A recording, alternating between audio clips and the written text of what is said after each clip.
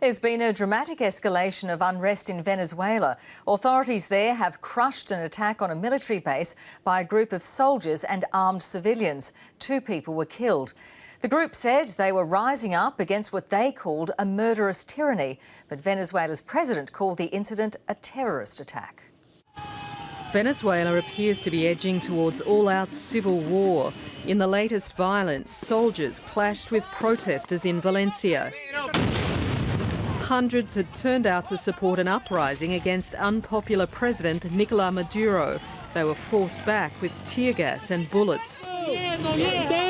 This is what they're using against the people. They're killing us. How long are we going to continue like this?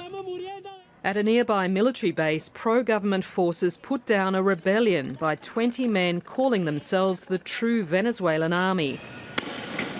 2 were shot dead, 1 wounded and 7 were captured. Hours before, the rebel group released a video denouncing what they called the president's murderous tyranny.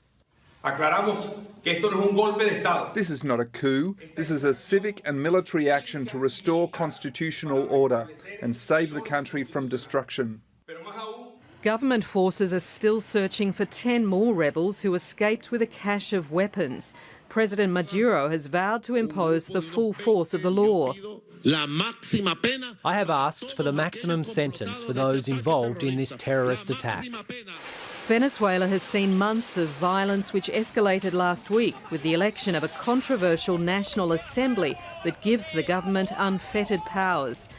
Opposition figures, including the country's sacked prosecutor, fear Venezuela is sliding towards dictatorship.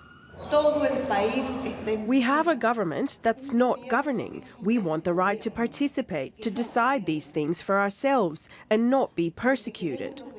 President Maduro says the rebels are mercenaries working for a US-backed opposition, trying to bring down 2 decades of socialism.